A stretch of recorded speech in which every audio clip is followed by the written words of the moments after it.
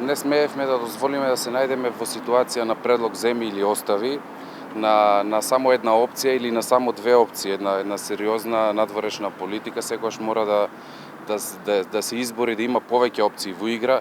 Еве и една излезна ситуација на владата, нека каже го прифаќаме предлогот, меѓутоа имаме конкретни забелешки таму и таму. Значи тоа би било едно можно решение. Инаку еве ќе ви кажам што ќе се случи ако го прифатиме предлогот.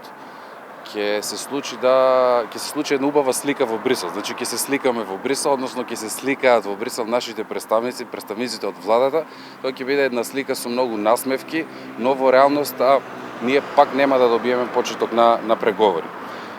Ова затоа што сите знаеме дека за да дојде до почеток на преговори, според она што можевме да го видиме во францускиот предлог, мора да има измени во Уставот на Република Македонија, а за да има измени таму се знае дека е потребно двотретинско мнозинство, кое е очигледно според изјавите на политичките партии дека го немаме во парламентот.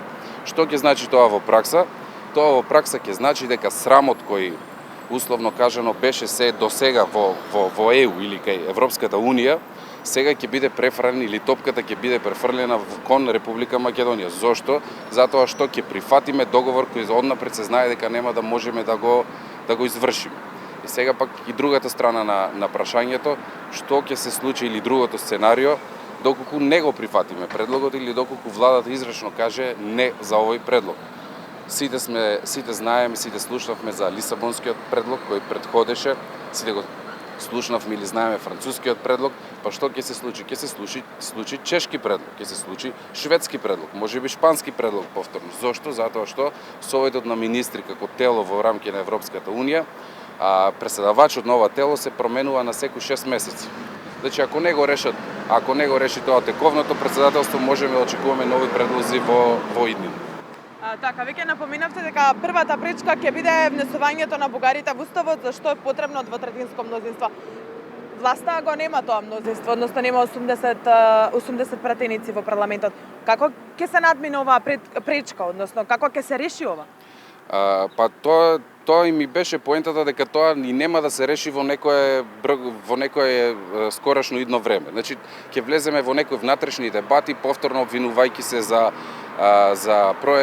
европски настроени партии, неевропски настроени партии, предавници и така натаму, и ќе заглавиме во некои внатрешни дебати. Тоа ќе биде и како искористено како аргумент не само од Бугарија, туку од целата ЕУ и можеби од оние држави кои не сакаат да видат проширување, дека ете сега едноставно ние како држава не сме спремни да го испорачаме оно на што сме се обврзале согласно договорот. Јас и не можам да сватам како политичките партии во Македонија се спремни да се договорат со соседна држава, со Бугарија, со Франција, а не се спремни да се договорат помеѓу себе и да прифатат предлог за кој однапред се знае дека не се договориле со најголемата опозициона партија.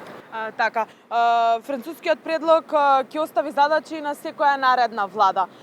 Секоја наредна влада ќе има обврски да ги испорача тие услови од предлогот. Што е во однос на тоа?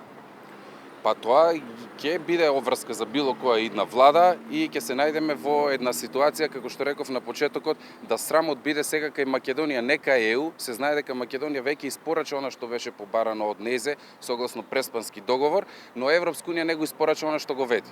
Сега ситуацијата ќе биде обратна, да, ние сме оние кои не го испорачуваме она што сме го ветиле кон ЕУ, а таа обврска ќе биде обврска за било која идна влада во било каква констелација. Тоа останува за нас.